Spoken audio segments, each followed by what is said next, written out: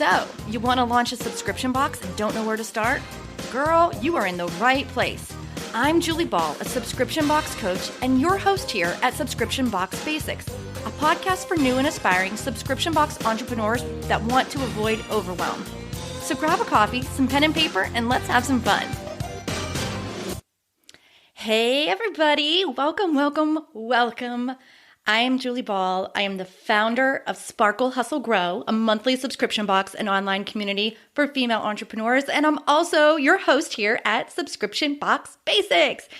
And here we are, episode 1. I'm so excited. I've been thinking about starting a podcast for about a year now, and I've had to actually take some of my own advice.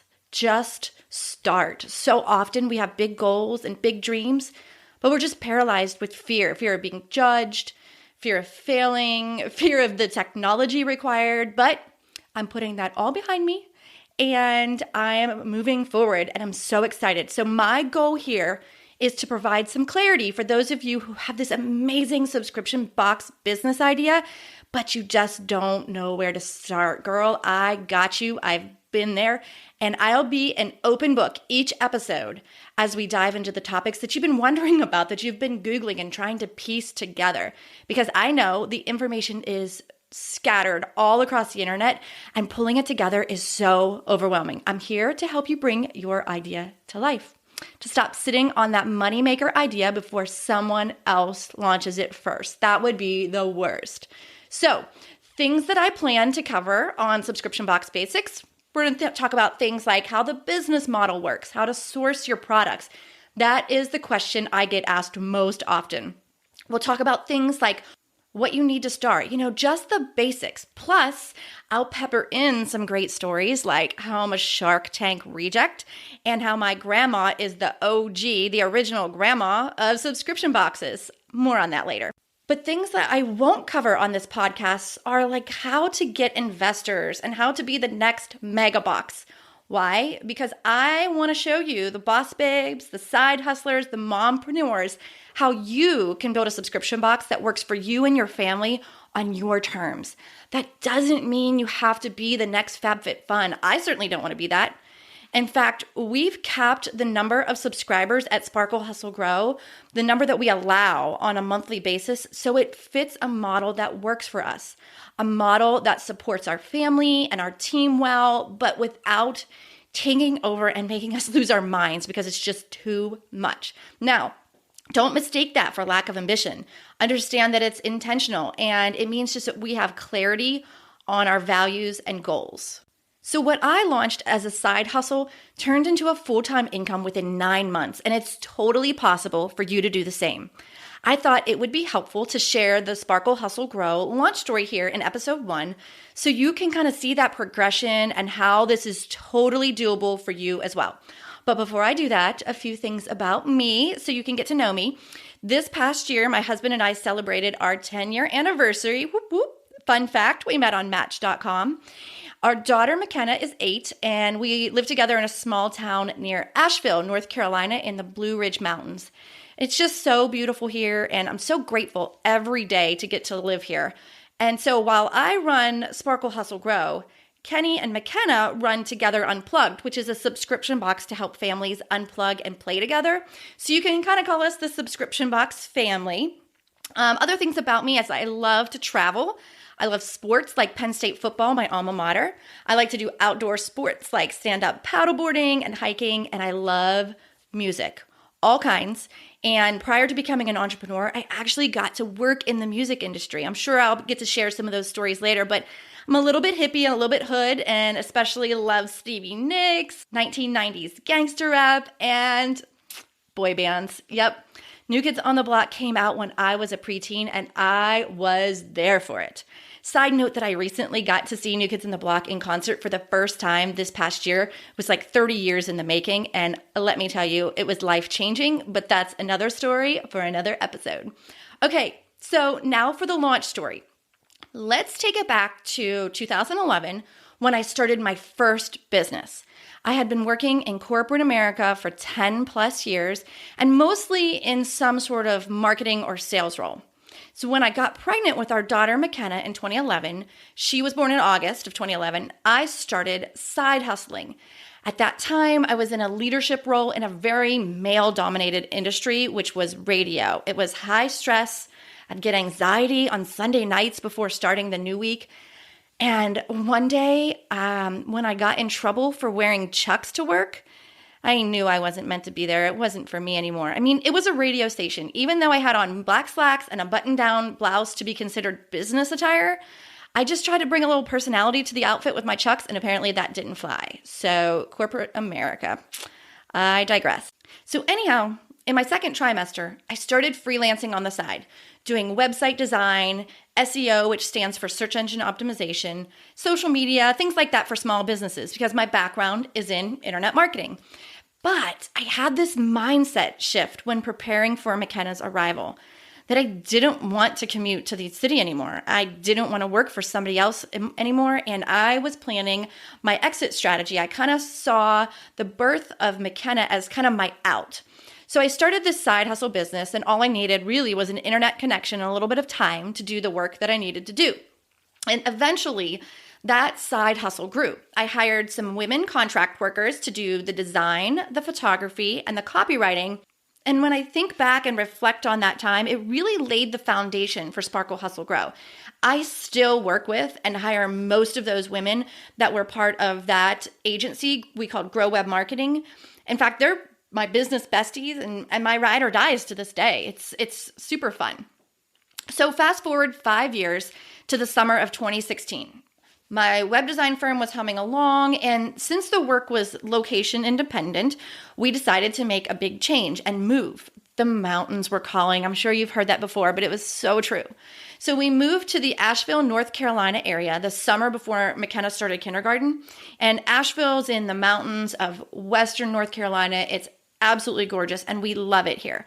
But as we were getting settled in our new home, I was kind of just getting a bit unsettled in my work. I was in a new area, a new home. I was always behind the screen with the digital work that I did. I wasn't getting that personal interaction that I really craved, and I really thrive in community. So I was missing that personal interaction. I was looking for my tribe and was looking for people in person, but also online, trying to find people that I could connect with. While we moved into this new place, I started dabbling in the product-based business world. I needed something to kind of fill that emptiness I had inside, and this new idea that I had really kept me busy. So I started doing research and thought, this might be something that I want to get into. This is all before I launched. These were just kind of where you might be right now with the thoughts, the ideas of something big in your head. So I thought about, what type of product would I want?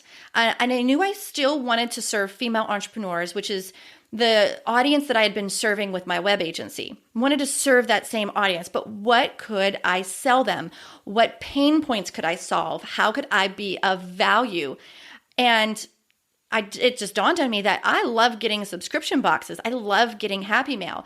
And that's really where it started. When one showed up one day, I started putting some of my own items in it, and it kind of thought, okay, this might work. So that's kind of where my next train of thought was. Like, I really love getting subscription boxes. So maybe if I created a subscription box that had business tools in it and trainings that would help the female entrepreneur thrive, then it might be a good business. It might have legs. Of course, I wasn't sure. So in looking at what I wanted to put in the box, I literally looked back at my own expenses, at my receipts, because I'm a female entrepreneur, and I thought, well, if I figure out what I'm spending most of my money on, that's what I can put in the box. So I looked back at my receipts, and I saw tons and tons of books. I read a lot of books. I read the physical copies, I listen on Audible, and I get them on Kindle. Whether it was self-help, personal development, or just fun reading, I read a lot of books. Then I noticed I bought a lot of online courses. As a fairly newer entrepreneur, I needed to ramp up my skills in so many different places because as an entrepreneur, specifically when you work mostly solo, you have to wear a lot of hats. So I did a lot of online trainings. And then, of course, I buy lots of office supplies. I'm kind of an office supply junkie. I don't like just a basic black pen or blue pen. I really want something that's going to inspire me and that's going to bring joy to me when I'm using it. So I thought, well, let's put office supplies in there. And that's how I figured out what I was going to put in the box. And of course, that changed throughout the years as I got feedback from my subscribers, but that's where it started. And so now we're looking at September 2016. This is when I started my pre-launch. I did about a 6-week pre-launch at that time. You know, back in 2016, subscription boxes, yeah, they were popular, but the training, the business training to learn to launch one, it was just scattered. I mean, it was everywhere. And so I didn't have a background in product-based businesses. I didn't know what I was doing. So it was kind of piecing all these parts together as I went, and I figured it out on the fly. So here we are in September 2016, and I launched my landing page. And a landing page, if you don't know, is just a one-page website that has a goal. And the goal of that website was to gather email addresses. Those email addresses were what I called my VIP list. Those were the people that I was going to launch to first. They showed that they were interested already in the box, and I wanted to give them information, nurture them, get them excited, and primed to buy. So I asked them questions. They helped me make decisions about this new business. And on the landing page, in exchange for their email address, they got entered to win an annual subscription to Sparkle Hustle Grow, which was super exciting. That's really what got everyone motivated. Now, in hindsight, I probably could have done a shorter length subscription as my prize, as the prize giveaway, but it worked, and I didn't know what I didn't know, so I went with it. So I'm gathering the email addresses and sending them regular emails to nurture them, to make them excited. And then I launched a 1-week pre-sale. This pre-sale was just to my VIP list. I launched it only to them, not to the public. And why I did this is, 1, they were primed and ready and excited to buy.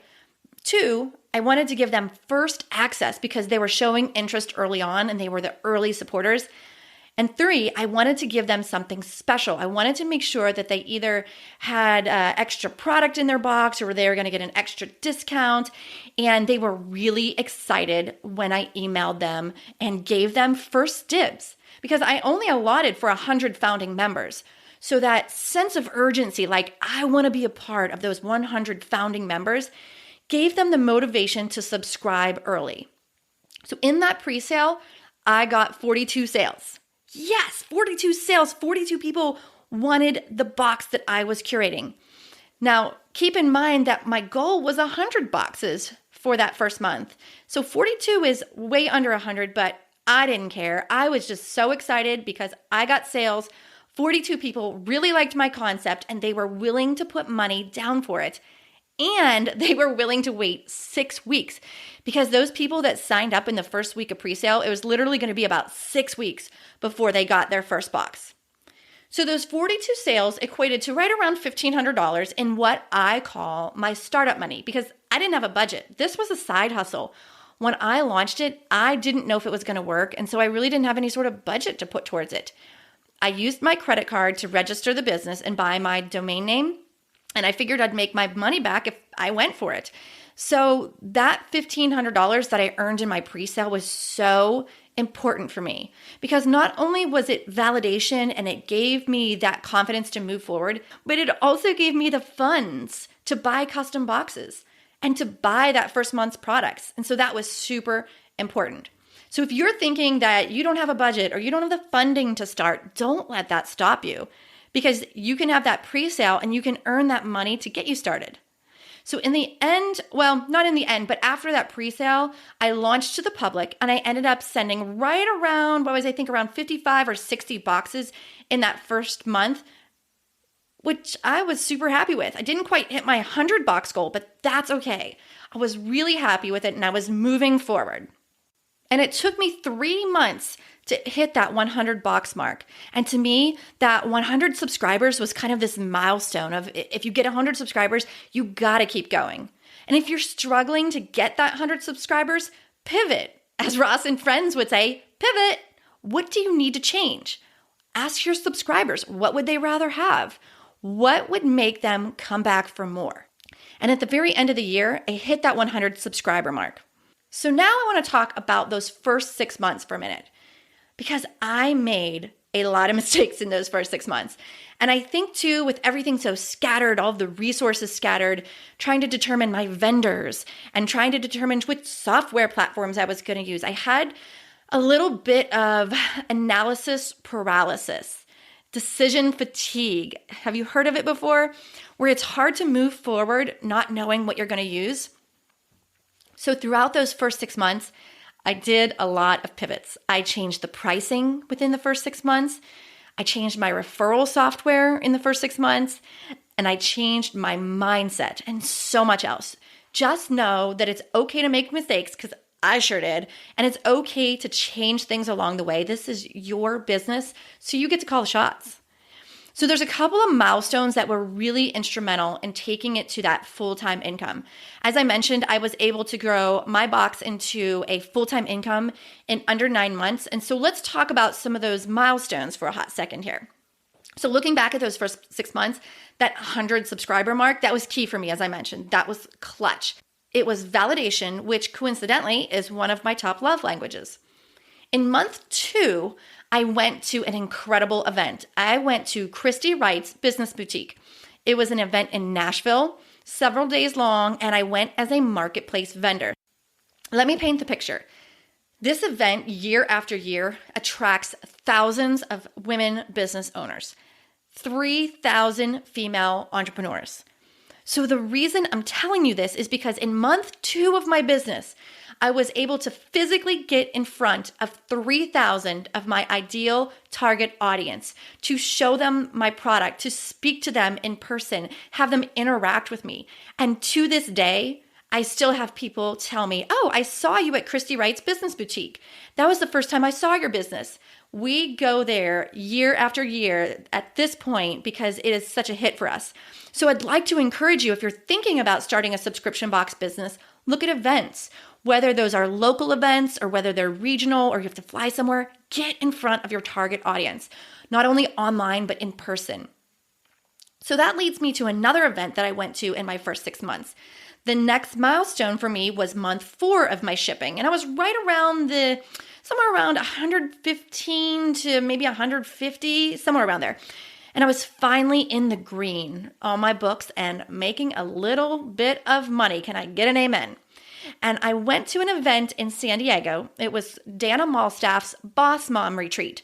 And it was a more intimate retreat. It was about 100 women there who were mom entrepreneurs, and they were all there to learn, to grow their business, to network with like-minded mamas. Going to an event like this was so important for me. This was definitely one of those moments where I had aha moments and made some changes in my business based off of feedback. And I got validation and I got support. The women were buying my box after they met me and they learned about the concept. So based off of that event, I learned so much about my target audience and I learned so much about business in general. I changed my box price. I got a better game plan for how to market to my audience. And it was just so important, such a pivotal moment for me.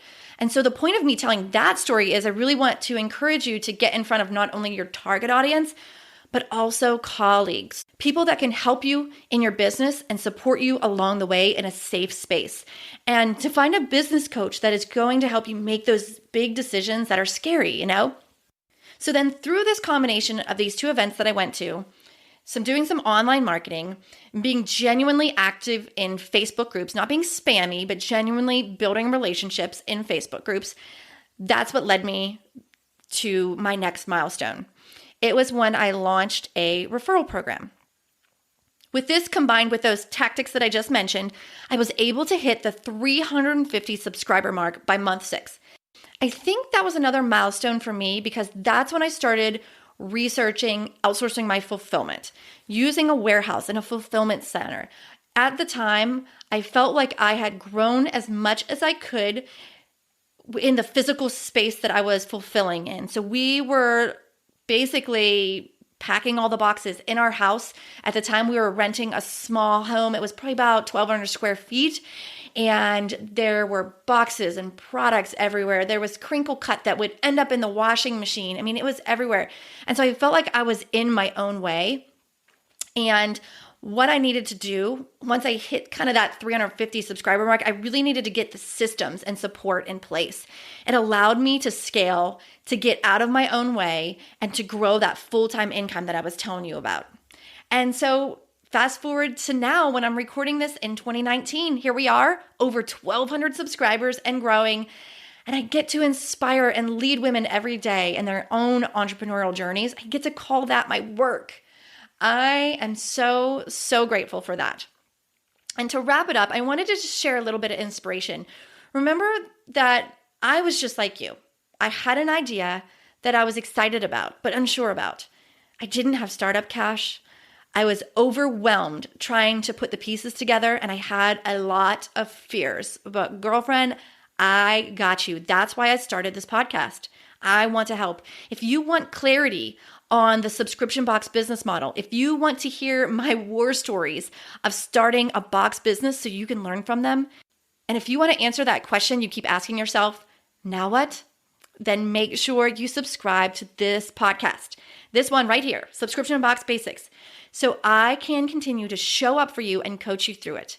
I cannot wait to see your amazing subscription box hit the market. Thank you so much for spending this time with me, and I'll see you in the next episode.